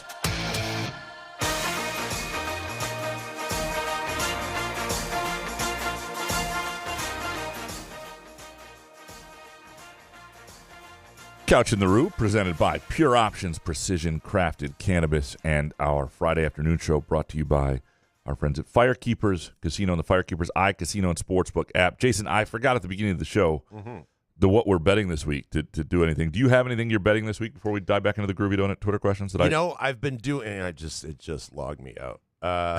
You want me to go first? Yeah. Because I've had some good luck with the single game parlays with the NBA playoffs coming up tonight. Knicks Pacers. I have over 16.5 TJ McConnell points and assists. 18 plus Isaiah Hartenstein. What's that guy's name? Hartenstein alternate points and rebounds. 18, right? Yeah. 35 Josh Hart alternate points, rebounds and assists. So 35. Guy plays 48 minutes a game. That's unbelievable. Insanity. Yeah. Plus, what is that? Plus 238 tonight. Okay. That's what I'm playing tonight. All right. Hopefully some Tigers this weekend. I don't know. I like it. By the way, on Sunday, the England Championship division, so this is the level below the Premier League, playoffs are going on. So 2 teams have already been promoted next year to the Premier League. That's Leicester City's going back up and Ipswich Town. But in the semifinal first legs of the playoff, which is the next 4 teams competing for one spot, Leeds United is at Norwich, and plus 115, like them quite a bit. And Southampton is, I like the draw no bet, so basically the pick 'em, however it's phrased, at minus 125, Southampton at West Bromwich. So those 2, I like those is my games that I'm picking this week. Don't love a ton in the Premier League. I may take a flyer on like Man U to somehow beat Arsenal at home or something like that because it's like plus 600. But those are the games that's what we're betting this week, presented by our friends at Firekeepers and the Firekeepers iCasino and Sportsbook app. All right, more Groovy Donut Twitter questions. Bo McJunkins next. Did A.J. Hogarth leave on good terms? The words "not welcome back" were always used. That sounds less than friendly. I mean, I don't think they weren't confrontational terms, but it's. I mean, I think he knew his spot was gone, and he had played 4 years there. They had recruited a guy a year before to be his successor, and that had been understood. And that was, I think, the other thing is I think he drove Tom Izzo crazy. Bo McJunkins, why is Pat Forty so damn obsessed with MSU swimming? Well, he had 2 daughters who swam. I mean, he had kids who were college athletes in swimming, and we're going to actually have Pat on next week to talk about college football and NIL and in the swimming. Yeah, so that's part of it. He covers it because he's been interested in it, and he's kind of a voice in that Olympic swimming community too. So that's MSU swimming is a is a place that cuts swimming. So he's had some interest there. Bo, will any national writers write that Izzo was right about the portal after criticizing him? What he means by Izzo is right about the portal is not about the center position. It's about what the portal is going to do to college basketball and also what it does to athletes. And that's a fair point. I mean, I don't know that Izzo saw all this coming, but there are elements of the portal that just aren't healthy. And the problem is there are examples where it really makes sense for players. And it's almost an impossible balance to strike as long as you have the unlimited transfers. The portal itself is not a problem. NIL itself could use some tweaks, but if you just had to sit out most of the time, or even if you went back to a one-time transfer rule, you could transfer once and then as a grad transfer, or you couldn't transfer. The biggest thing I would love to see is you couldn't transfer after your freshman year without sitting out. Like, you can transfer after your freshman year, but you're going to sit out the next year. Because freshmen are the biggest group that has a change in perspective. I wanted to transfer after my first year at Columbia College in Chicago. Well, not my first year, after my first semester, certainly. And I called my dad, and I told him I was considering it, and I won't even tell you what I thought I was going to do back here. It's embarrassing. I'll tell you because I have to now. I had a buddy who he and I together went and tried out for the Lugnuts PA job. Oh, yeah. And when they used to do that, and you go up there, and Tom Dickinson and his crew would be out in the outfield, and different people would come up, and they'd put you through scenarios, and you had to do the PA. And so this must have been like in the fall of my first year on. I came back home for a MSU football weekend or something, and did this tryout. I was awful. I mean, I had no fucking clue what I was doing. But I remember it was late in the fall, because I remember telling my dad, well, if I get this, I'll just move home and go to Michigan State. And my dad was like, no, you're fucking staying. What are you talking about? Don't be an idiot. And he was right. A semester later, I loved it so much I didn't even come home for the summer. I stayed and drove a truck, did some hard labor. And so were you good at that? I was actually. I was in incredible shape, and I could jump off the back of a truck holding like 50 pounds in aluminum signboards, and incredible. I was a good athlete back then. I was in good shape. It was fun. Anyway, story not worth telling, presented by Midtown Brewing Company, 402 South Washington Avenue. And to the point of this story that I do not remember, what did it come from? What was the question? You forgot the name of the show, so I don't know. God damn it. What were we talking about? I got into signboards, Midwest Neon you Supply. Want some lats? Oh. It was freshman, not leaving after your freshman year. Jesus, this is awful. We might actually have to fix this and post. Or cancel it. Point being, like, you shouldn't, after your freshman year, too soon, like, that's when you're going to make the most irrational decisions. Stick it out for a second year, and then you can use your one-time transfer for a couple years. That's what I would do. I thought you were telling that story because Kurt Wisniewski is running like a marathon, so you wanted to go 2 hours, 17 minutes for him. Keep running, Kurt. Kurt, we're going to replay the oatmeal story. Hang in there. Don't be thirsty. Couch on Fire, when is it safe to start noticing MSU football again? Late August? And I would say at the beginning of August. Practice starts. It seems like it should be a fun time. People will be into it. Right around the time Moneyball ends. Oh, yeah, Moneyball. Couch on Fire. Graham, are you making new contacts with the Smith staff, and how hard is the process for you? Yeah, I mean, anytime there's a new hiring, I mean, it was worse when Mel Tucker's group was hired because it was right, COVID hit right after that, so it was impossible, and I think that affected sourcing the entire time, his entire regime. Couldn't get him on the phone? You know what I mean?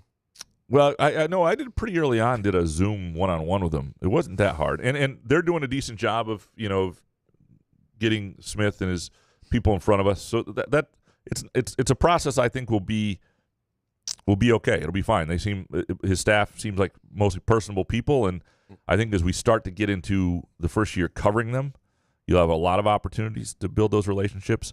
And I'm working on it a little bit. If you're not like a recruiting person where they need you and you're kind of working for them, that it's not really independent journalism. They know they need you. They feed you all this information and you gush about them, and that's sort of the deal. And look, that role serves a purpose too, because that's how you find out a lot of recruiting information. Those people probably are pretty far along on that. I once had Dane Fife, by the way. Went out to lunch with Dane Fife years ago. And he said, we're looking for somebody to kind of be that for us. We think you could be that person. I just started laughing. Really? I was like, Dane, what makes you think that I want to be your recruiting guy who's going to like tweet out everything about every little recruit you guys talk to and everything like that? I just zero interest. You weren't honored to be like mentioned? I was actually offended that he thought I could be that guy. No, it sounds like I was like, fucking Dane. And yeah, anyway. You could be bought. Well, that's no, everybody has their price. Dane was like, I'll buy 10 subs from LSJ, right? Couch on Fire, can't Booker play some or all the stretch five like Mo Wagner did for Michigan? Well, I do think there are possibilities with Booker at the 5. It'll depend on how big he is, what options they have at the 4. I think sort of positionless in the sense of the 4-5 being, I am the most intrigued, I think, by the Booker-Kohler lineup that they really wanted to see last year. I want to see it. Yeah, but can't you just bring in a 5 to take a beating?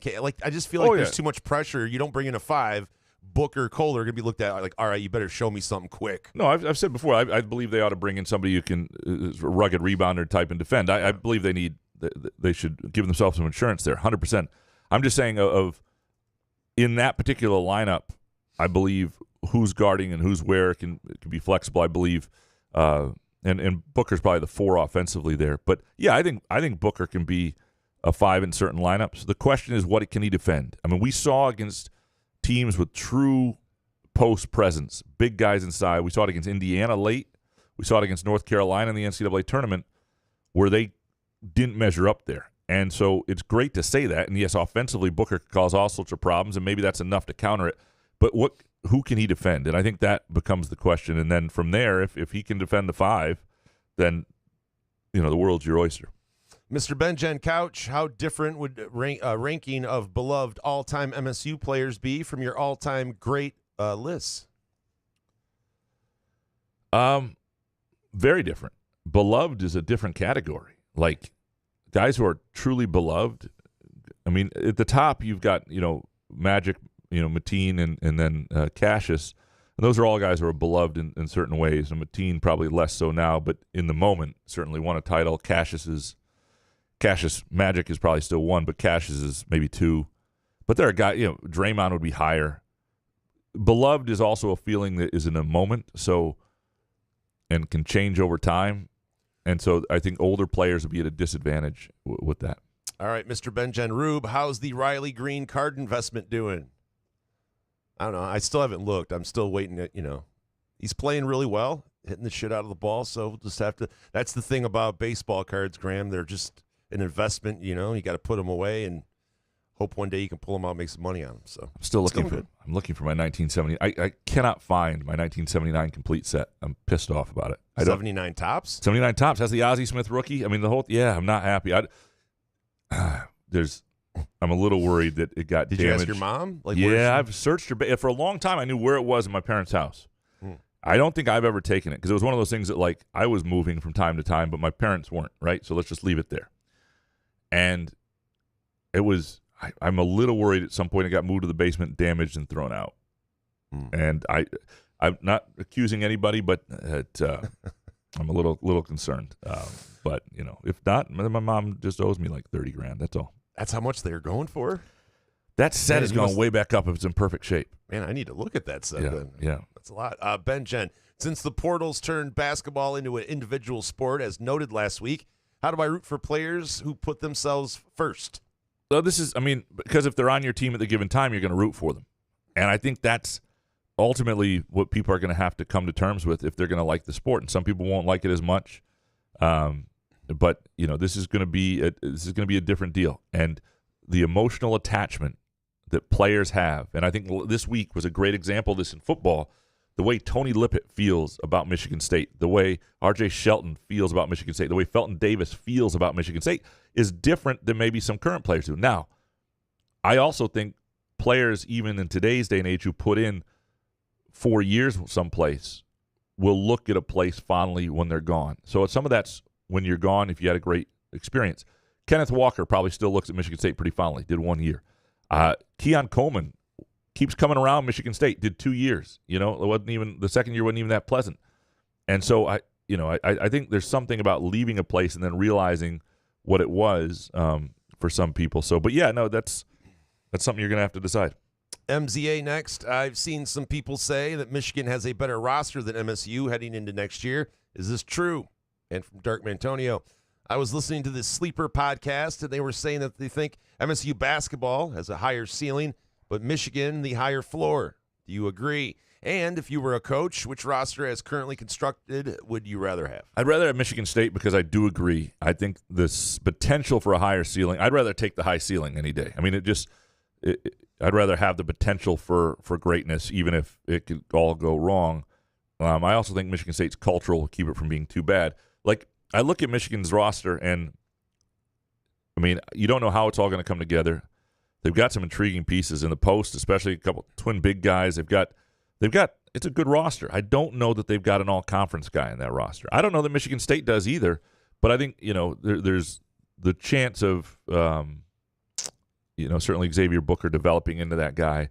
Like there's nobody on Michigan's roster that I would rather have as much as I want to have Xavier Booker. And you start there. I think we don't know what Fears will be health-wise, but Fears at the point guard I think is something I want to see. And you just start there and you start to say, okay, I'd rather have this Michigan State roster.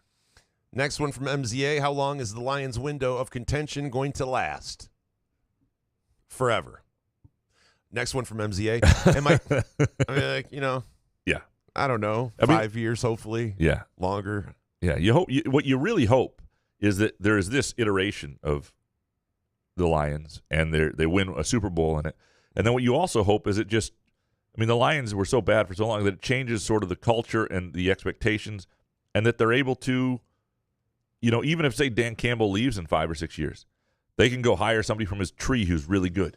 And you hope the next quarterback develop. You just hope they're in contention a lot more often, regularly. Yeah.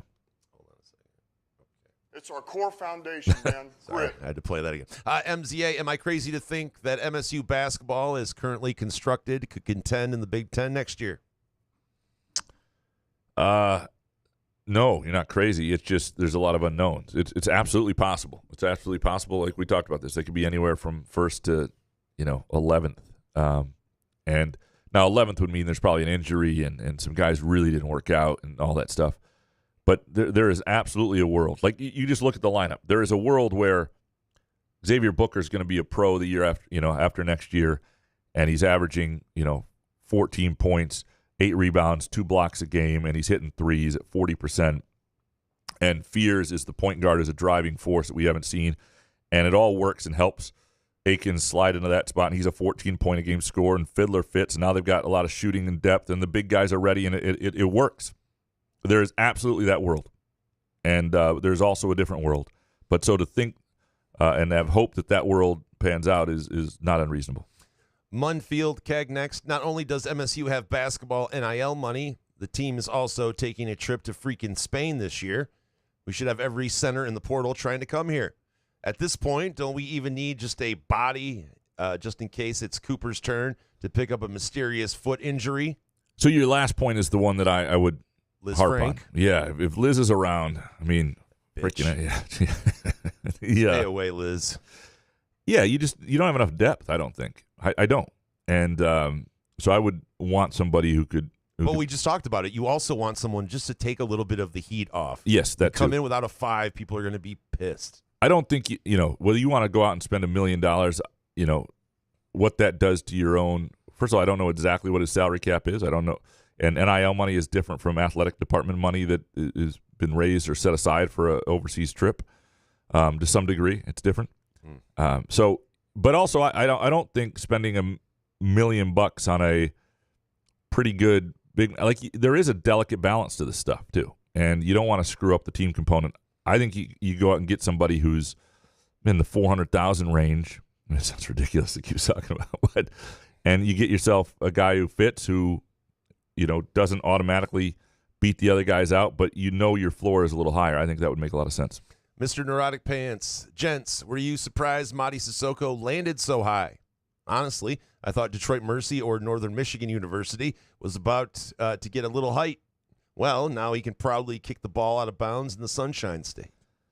Yeah, I don't know. We betting the under on Cal basketball next year? I don't know. Do they even care about Cal basketball anymore? Yeah. Since Jaylen Brown left? It's all right. I am a little surprised, and look, it's good for him. Good place to get a graduate degree. But Mady Sissoko is not alone here. There are a lot of guys who are not any better than Mady Sissoko signing a lot of places being celebrated. Oh, look how well they did this. They got this guy in the portal. They got another low major guy who did this in the portal. There's a lot of guys making the step up. There are going to be a lot of teams that aren't as good as everybody's touting them to be right now. You do not want to build entirely through the portal unless you are doing it at the highest level, like Indiana's done, where you're really adding a lot of pieces and paying $1 million or so bucks, and you got a $7 million payroll, and that's why Indiana basketball is going to be good again, because they're blue bloods, and that's been in their soul forever. And even when they've sucked, that's been in their soul, the frustration. They ache for it year-round, and so they will pay for it. Neurotic Pants Graham, did you know that Sheehan also enjoys the rustic, rusty, rotten, rancid toilet facilities at Spartan Stadium? There has to be a word for your shared fetish. Trough syndrome? I don't know. Who doesn't love a good trough? Me. Like a good urinal away from other mules. Neurotic Pants, could you have Jack Ebling on the show this summer? Also, please ask him about his Lansing celebrity boxing night in the 90s. I'm pretty sure he boxed another journalist at the Armory one evening. I remember it because one of the sports anchors on the local news was making fun of them. I don't remember this. I need this video. Yes, what are you me talking too. about? Yeah. Yes, we could have Jack on if that is true. Yes, if we're going to talk about this, we'll have Jack on to talk about this. 100%. Absolutely. Yep. What? Ebling fought somebody? I want to know about this. Yes. Yep. DMB, Couch, what is your take on the Sarah Leach Gannett saga? Another story that could likely get Not me worth fired. telling? Yeah, another story definitely not worth telling for me. Look, she's a journalist who got let go by Gannett for allegedly leaking information to Pointer, and so that story's been out there. I'll say this, from what I know about things, a lot of the people writing about it and shitting on Gannett, their companies also probably would have fired the person for that sort of thing. So I don't want to say any more about it, but I'll just say that there's a lot of glass houses that need to be watched right It's here. been a big week for you guys. Yeah, I'm sorry. We might have to fix that one in post. DMB, what kind of culture do you think Coach Smith will create based on what you've seen so far? The program needs a new identity and a hard reset. I don't have a sense of it, and I am looking forward to, I think in the near future, going to get to talk with him a little bit more and get a sense of him. And that's something I'm looking for. I'm just looking forward to getting to know him. I really don't know him very well, and so I don't.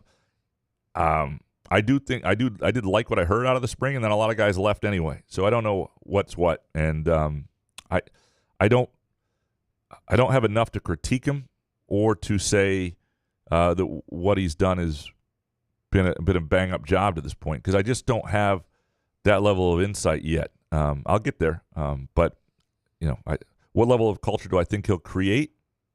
I mean, you can look at what he did at Oregon State. Now, a different build before NIL and all that stuff, but it seemed like they had some things going for them. Jimbo Jones, why does it seem like every single year an MSU basketball player has some kind of weird foot injury at the beginning of the season? Last year it was Kohler and Normand. So who's going to be this year? Isn't this reason enough to fill that last scholarship? Yep. You're 100%. We just talked about this. Sorry, I somehow didn't put these two questions together. You'd like to think they'd have a year where it didn't happen, but I would, it seems to happen at least every other year, every 3 years. Happens everywhere, though, right? Happens everywhere. Everywhere, yeah. Everywhere, yeah. Mm-hmm.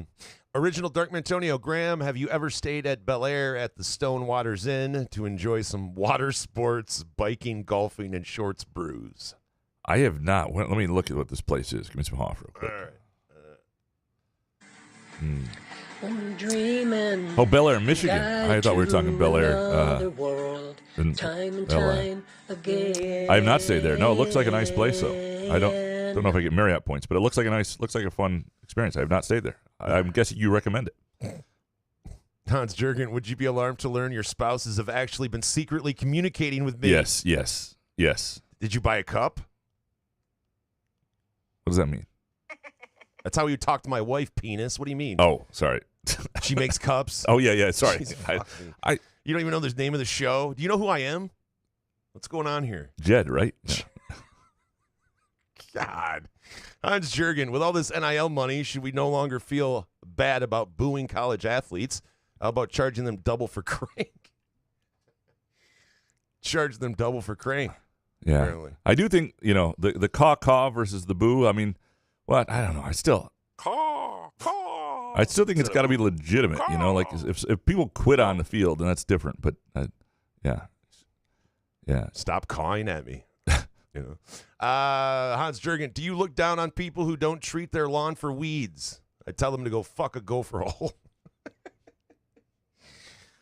Are you a stickler for weed? No, lawn because care? we've tried to get rid of those goddamn weeds from our yard. It's impossible. You know how much stuff I sprayed on our friggin' grass? Yeah, we have our lawn treated for that stuff. We do. We need it. We just need to set it all on fire. Yeah. Move on. Hans Jurgen, bigger slices of pizza taste better to me than smaller pieces. What's up with that? Is there something wrong with me? I like smaller pieces because I like to have more pizza. And I know is that a that's Seinfeld bit or something? no. I truly believe, like, if I'm having my own pizza, I will cut it into more pieces because I get more enjoyment. Because I think it's just got to eat slower when I do that. But yeah, good. Yeah. All right, Hans Jurgen, why do you censor my tweets? They are widely popular and receive more likes than my uncensored tweets.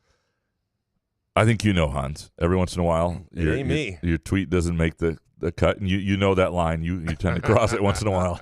It's always my favorite line, though, the Hans Jurgen one. Jake Hawkins, did you see where Lansing is having a restaurant week starting today that includes restaurants serving their specialties for only $7, and that Groovy Donuts and Midtown Brewing are participating?